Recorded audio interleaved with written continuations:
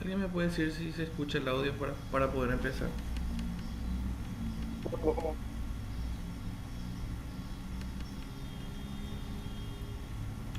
Hola, ¿me escuchan para poder empezar ya? ¿Qué tal, profe? Bueno, bueno, ya está. Sí, sí, se Sí, escucha. profe, te escuchamos. A ver, ¿cuál era? Los audieras superiores. Bueno, entonces, siguiendo con nuestra secuencia de clases que estuvimos viendo, ya habíamos visto los dientes anteriores, premolares, y en este caso solamente vamos a enfocarnos a molares superiores. La clase de hoy, así que no va a ser tan larga, porque prácticamente lo que vamos a centrarnos más es en los dos dientes que son más frecuentes en forma, ¿sí? Ya que el tercer molar es muy variable, tanto en la corona como en la raíz hay mucha varianza. Sin embargo, hay mucha más regularidad en la forma en el primer y segundo molar. Podemos ver que a partir desde el canino, eh, el tamaño iba creciendo, vamos a decir.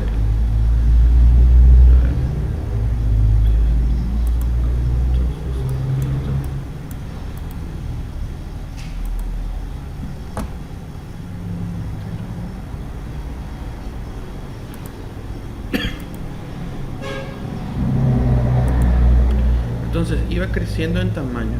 El canino era grande, el primer premolar más grande y el segundo premolar también, ¿verdad?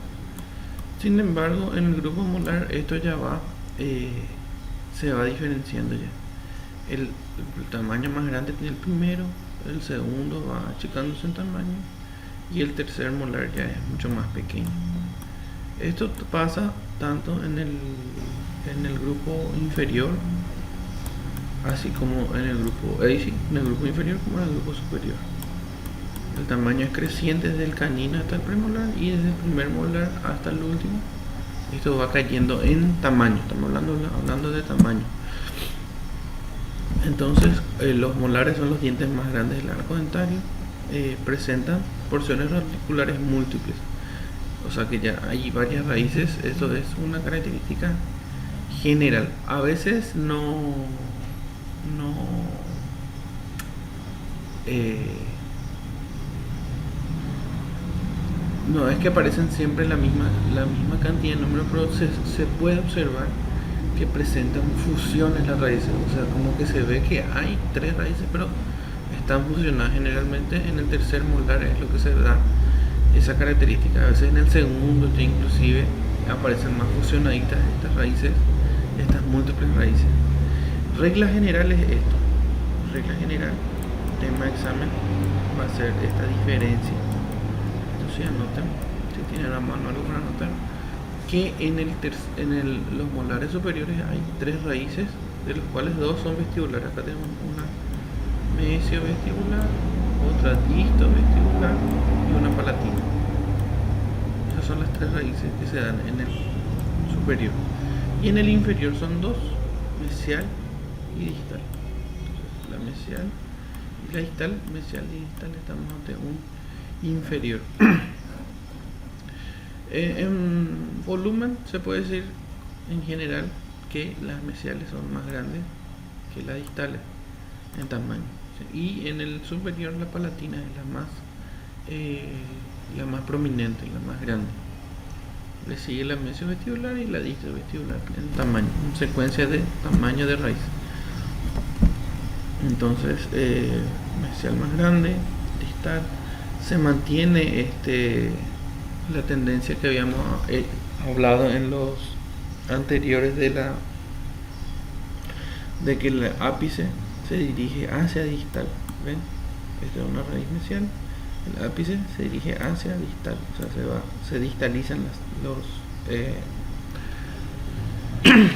los ápices, ¿sí? En el superior lo mismo, también la raíz mesial y el ápice tiende a ir hacia distal. A veces no tan exageradamente, pero sí más marcado. En el palatino es mucho más centrado. No es que hay mucha tendencia a ir hacia distal. Sin embargo, embargo las vestibulares en el superior sí son más es más marcado este tema del instalamiento de del ápice, hacia dónde vamos.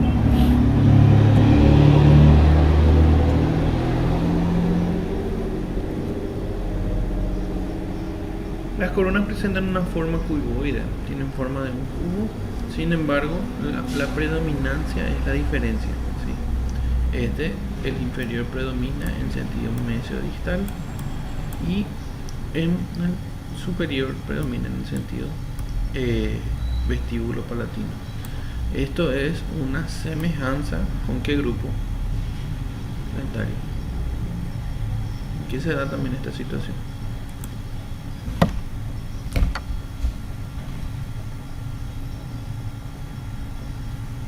En los premolares, así mismo. En los premolares, para distinguir el premolar superior e inferior de manera rápida, uno puede ver el predominio del diámetro. O sea, ¿cuál es el que predomina más? Mesio-distal sobre vestíbulo palatino. Se puede decir que en los molares se da la misma característica. Predomina mesio-distal en inferior, así como en premolares, y vestíbulo palatino en molares también como en premolares superior. La complejidad de su cara triturante aumenta la eficiencia masticatoria, siempre está relacionado con la trituración de los alimentos, la forma que tiene la cara oclusal. Entonces, el primer premolar superior, erupción 6 años. Esto le había dicho que repasemos erupción y con quién nos incluye un cuarto distal del primer molar, que sería esta zona, 3 cuartos sería, 3 cuartos distales, no se distingue bien, 3 cuartos distales del primer, si dividimos en 4 sería 3 cuartos distales del primer molar inferior y un pequeño cuarto mesial del segundo molar inferior. Este es el principal problema, su erupción a los 6 años, que generalmente ocurre con los padres, ¿verdad? Que vienen a veces en la consulta y te dice que su hijo tiene un diente de leche para sacarse, que está muy cariado. Sin embargo, este diente erupciona sin reemplazar a nadie. Así cuando aparecen, si ustedes recuerdan, los incisivos centrales superior e inferior erupcionan a los 6-7 años, casi en la misma época donde erupciona también este primer molar grande, ¿verdad?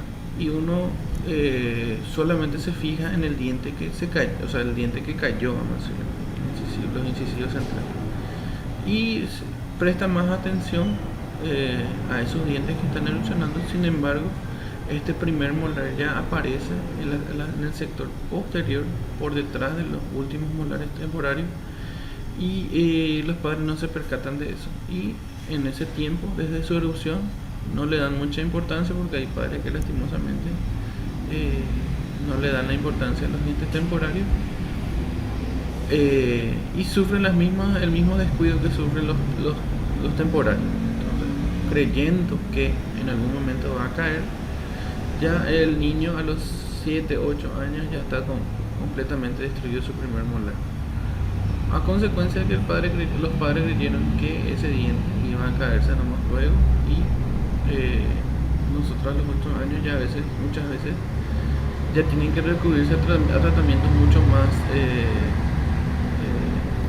no son invasivos, así se podría decir, son más invasivos, pero no son mucho más traumáticos para una criatura. Por ejemplo, someterse a una extracción de un molar, es un diente mucho más grande. No es lo mismo que te saquen un diente temporario a que te saquen un permanente con las raíces, porque recuerden que el diente, así como se forma, ya queda, no es que el diente va creciendo, así como se estiran las piernas, los brazos, ¿verdad? El diente ya se formó grande en el momento de la formación. En el momento de la erupción, lo que sucede es que se va creciendo más en alto las raíces, pero por lo general ya tiene gran parte de las raíces desarrolladas. Y cuando erupciona a los 6 años, y generalmente a los 9 termina el desarrollo total del diente hasta el ápice, ¿verdad? Porque 3 años es lo que toma ese desarrollo. En ese transcurso de 2 a 3 años es donde el diente aparece todo picado o todo con el problema en sí. Y obviamente el diente ya es un diente permanente, como si fuera que va a tener hasta la vida adulta. Y las tracciones en esos dientes son mucho más traumáticas para un niño, obviamente. Lastimosamente a veces son descuidos de los padres lo que ocurre esto.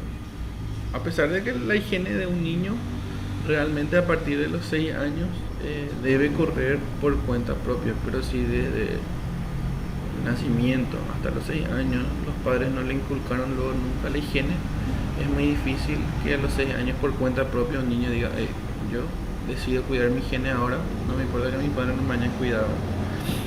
No llega a pasar eso, son hábitos que los padres deben inculcar a sus hijos y evitar este tipo de inconvenientes. Entonces los molares, ya como sabemos, a pesar de tener el mismo nombre, no reemplazan a los dientes temporarios, porque salen en zonas donde los molares o los temporarios no abarcan. Si ustedes recuerdan, el primer y segundo molar temporarios es reemplazado por el primer y segundo premolar, y el primer molar, al crecer el tamaño del maxilar, ya sale sin reemplazar a nadie. Entonces la cara oclusal es de forma romboidal, es un rombo inclinado, vamos a decirle de esta forma. Los ángulos agudos serían esto: el vestíbulo mesial y el disto palatino. Entonces serían los ángulos que se cierran, a eso se refieren a ángulos agudos. Entonces cuando vemos estos ángulos cerrados, vamos a decir, va a corresponder al vestíbulo mesial y disto palatino. El lado vestibular es la mayor prominencia en el tercio mesial, presenta 2 cúspides. Entonces si vemos este lado mesial, entonces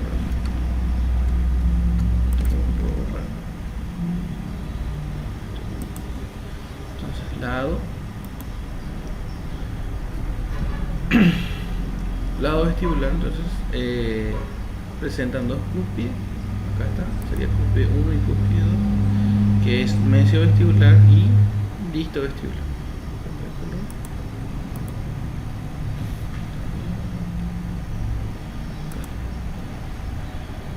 Entonces una mesio vestibular y una disto vestibular. El lado palatino también presenta 2 cúspides, una disto palatina y una mesio palatina. Como se dan cuenta, la más prominente es la mesio palatina. Entonces si sale como tema de examen, ustedes van a saber que la mesio palatina es la cúspide más prominente del primer molar superior. Convexo presenta 2 cúspides, lados proximales orientado desde vestibular y mesial hacia palatina y distal levemente, o sea, es la orientación del rombo.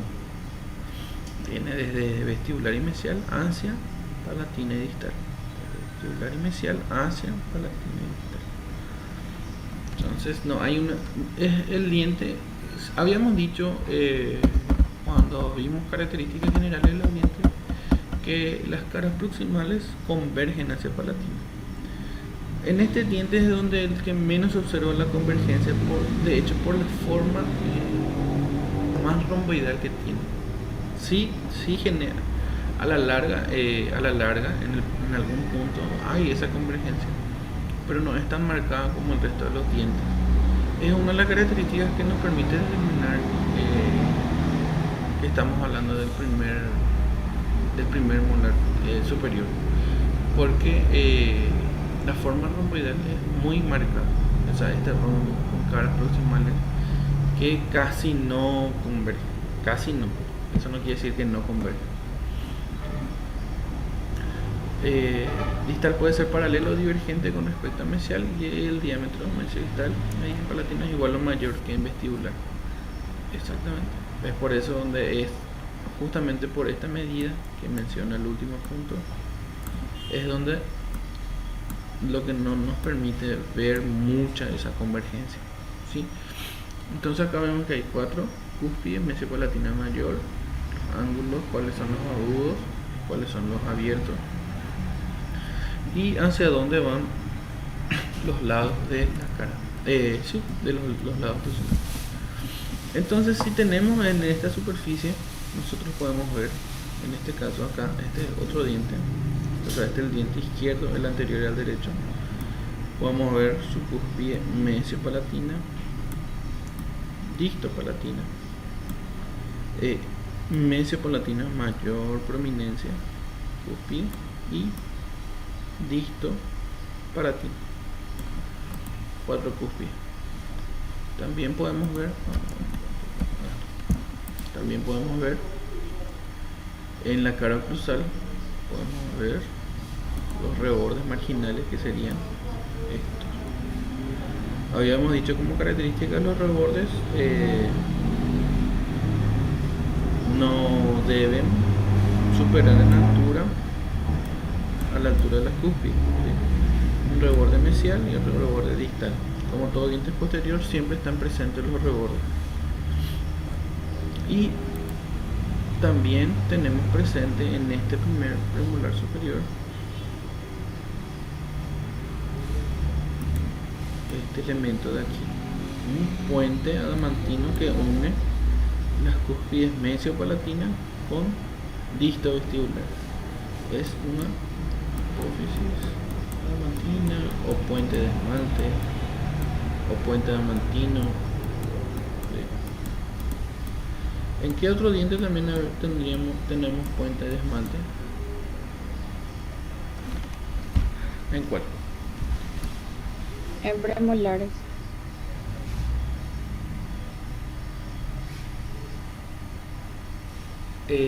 No. ¿Otro? Superior, profe.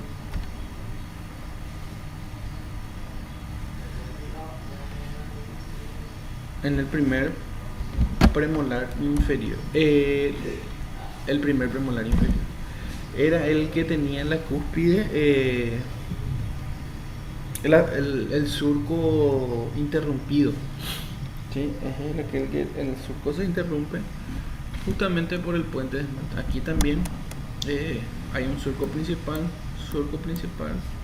otro surco principal, pero no hay un surco que divida mesio-palatino de disto vestibular porque está presente este elemento, puente de esmalte.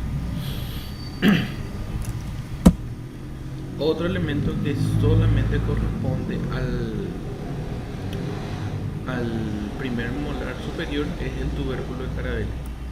El tubérculo como elemento es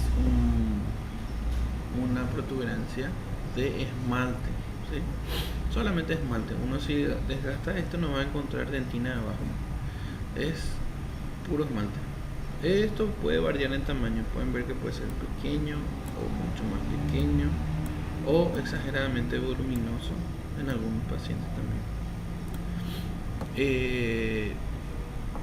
Esto sí no es frecuente, que en el segundo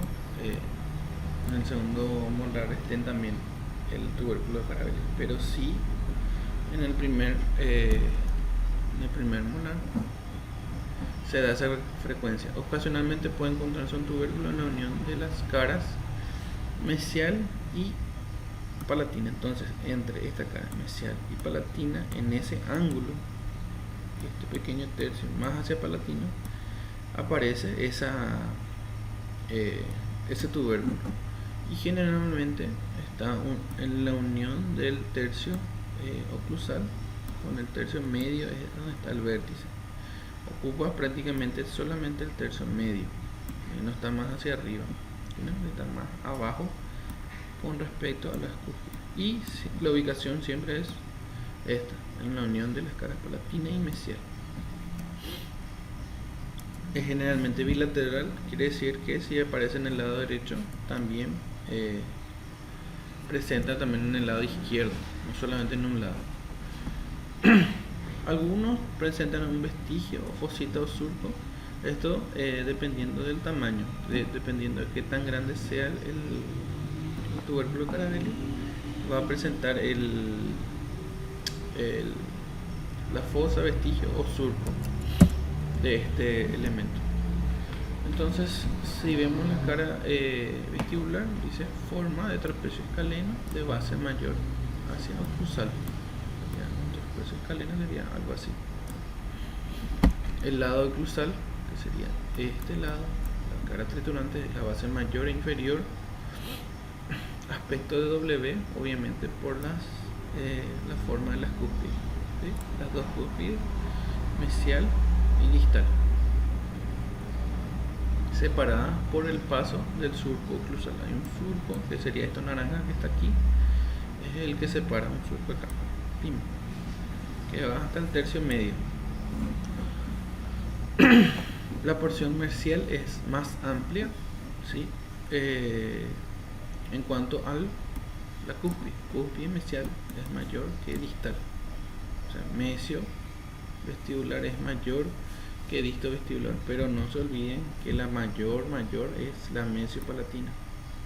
¿Sí? Si vamos por orden sería mesio-palatina,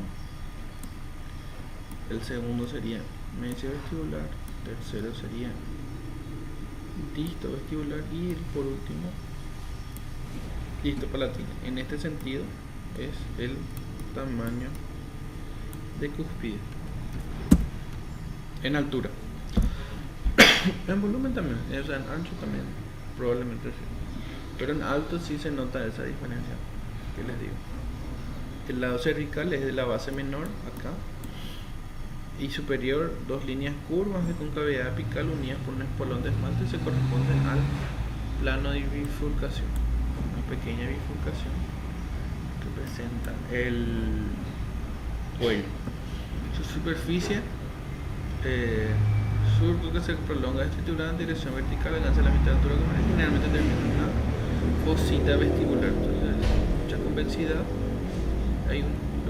Lo que está presente en toda esta superficie es este surco que termina entonces en la fosita vestibular, una fosita aquí pequeña que generalmente a veces también en el superior no tanto hacia vestibular, es donde quiere presentarse las caries en esa fosita, más hacia palatina demasiado.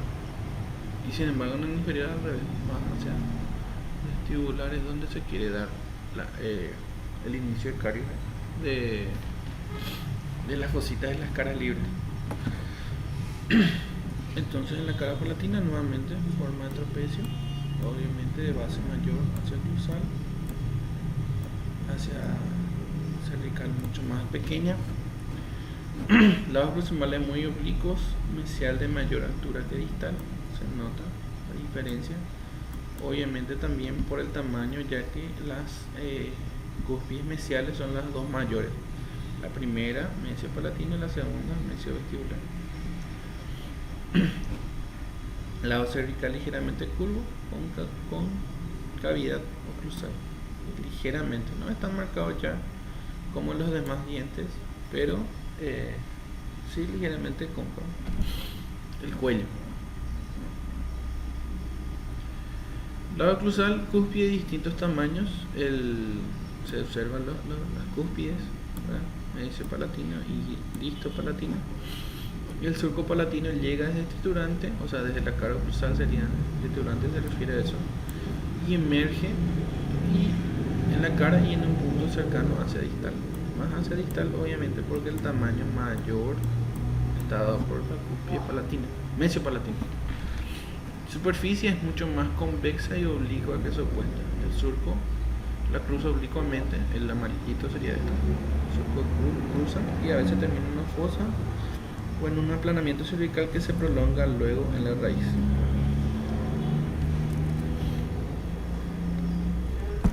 Si vemos desde proximal, dice la cúspide mesio-palatina supera las dos vestibulares, es lo que les había mencionado. mesipalatina es la mayor de todas. El mesial en el mayor equilibrio cuspidio, descendiendo algo más palatina que en vestibular. Y en distal existe mayor diferencia del tamaño. Eso quiere decir que en el mesial intentan igualarse, vamos a decir, en tamaño la mesiopalatina con la mesiovestibular. Sin embargo, en las distales hay mucha diferencia de tamaño porque realmente la distopalatina es mucho más pequeña. Entonces, a eso se refiere este segundo punto. Superficie totalmente convexa en distal, mucho más convexa. Y la parte de raíz que habíamos dicho como situación general: 3 raíces, 2 vestibulares, mesiovestibular y distovestibular, y una palatina. 3 raíces. El segundo molar superior erupciona recién a los 12 años, uno de los últimos dientes en salir. Si no tenemos en cuenta al tercer molar, generalmente a los 12, que erupciona muy cerca de la erupción con los caninos que suelen aparecer. Termina su erupción total a los 14 años y obtuve entonces con el 3/4 distal que le queda al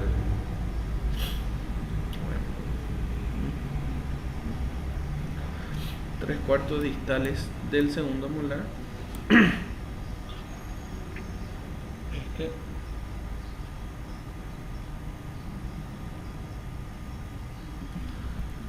No me conviene. Entonces esta imagen no.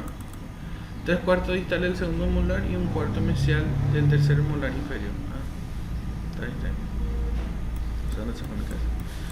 3/4 distales, que serían las 3 partes finales del segundo molar inferior, y este 1/4 mesial, lo que no vi acá, del tercer molar, que no aparece en esta imagen, pero si es que esta debería de ocluir ahí. Si no hay una buena oclusión, entonces siempre se suele recomendar la extracción de los terceros molares.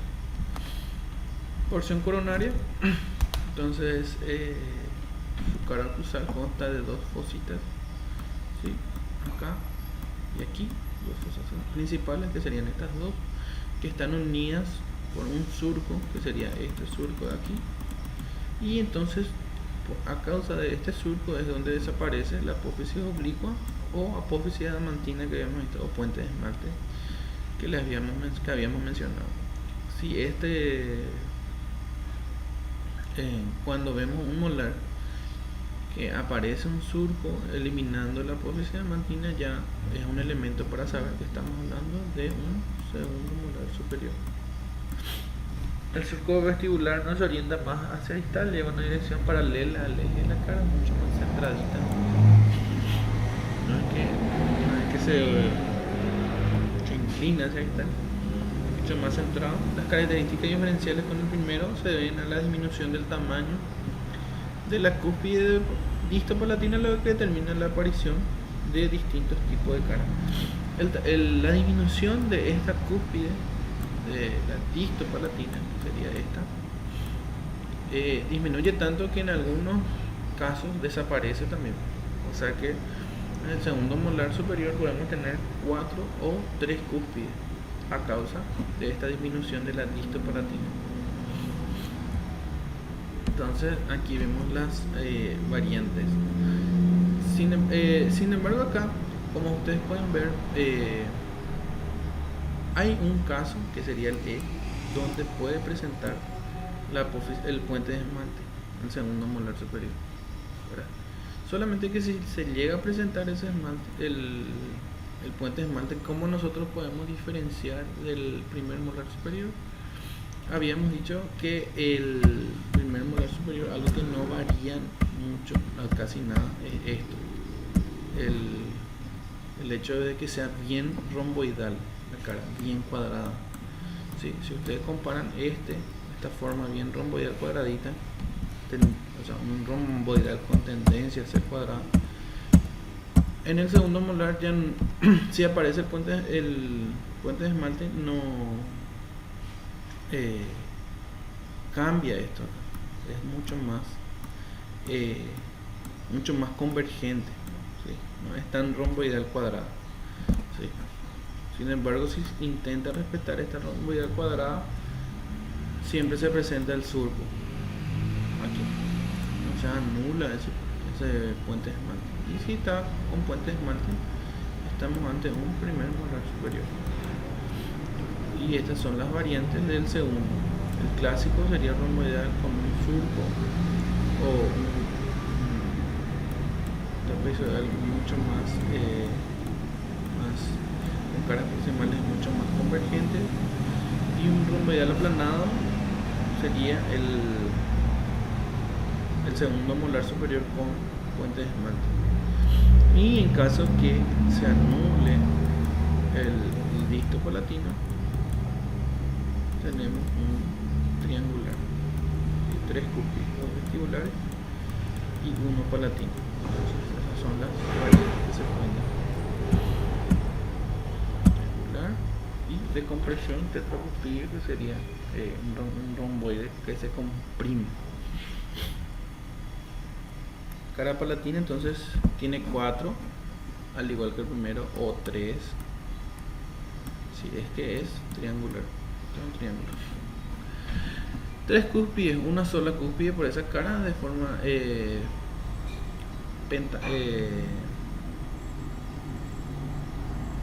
pentagonal, convexa en ambos sentidos y sin surco, si es que se presenta 3 cúspides. Cara vestibular y proximal es semejante a las del primero, que serían las que se ven los surcos que terminan en fosas, el cuello siempre cóncavo hacia oclusal, y obviamente si es de 3 cúspides, entonces no aparece surco en la cara palatina. Porción radicular también parecida a la primera, o sea, con 3 raíces, 2 vestibulares, mensovestibular y vestibular, y una palatina, pero sí hay mucha tendencia de fusión. Tienden a querer unirse esas raíces. Esa tendencia de raíces a veces se dan, las 3 raíces se quieren unir, o a veces solamente se unen las vestibulares, como dice acá.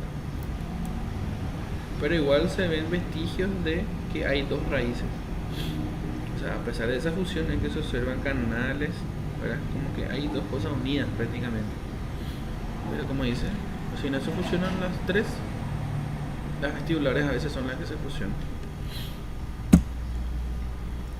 Y el tercer molar superior es variable en forma. Es imposible determinar,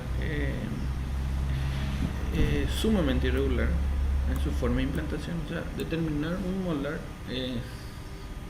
un tercer molar en cuanto a forma es difícil, ¿verdad? La forma radicular también es sumamente accidentada, de ahí viene la dificultad de la extracción de estos dientes, frecuentes desviaciones hacia distal, que se originan desde el mismo tercio cervical. O sea, no es hacia el ápice nomás, ya desde el cuello de la raíz que empieza esa desviación. Sin embargo, si aparecen fusionados, como en los tipos unirradiculares, las 3 raíces así juntas, la extracción de estos dientes son mucho más sencillas que cualquiera. Pero a veces estos plurirradiculares, inclusive birradiculares, desde birradiculares ya se nos pueden complicar bastante. Bueno, entonces en este cuadro pueden ver un resumen de todo, de las formas, de las raíces. Un poquito largo nada más está, pero resumido. Vamos a insistir mucho más en el primero y el segundo molar, ¿sí? El tercer molar solamente vamos a quedarnos con que es bastante irregular, ¿sí? Que puede ser unirradicular, birradicular, trirradicular o plurirradicular, inclusive más variantes se pueden dar. Y la forma es imposible de determinar, es muy variada. Estamos. Bueno, ¿alguna consulta desde lo de hoy?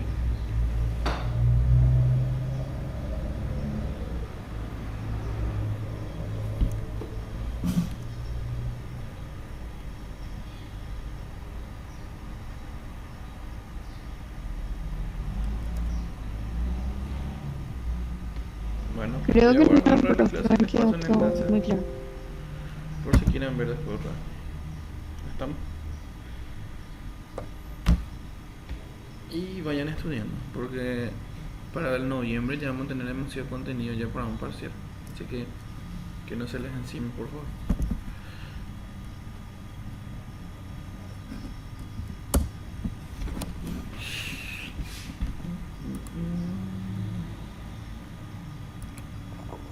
Creo que Entonces más nos vamos a reunir conveniente un antes, día ¿verdad? antes, algo por lo menos.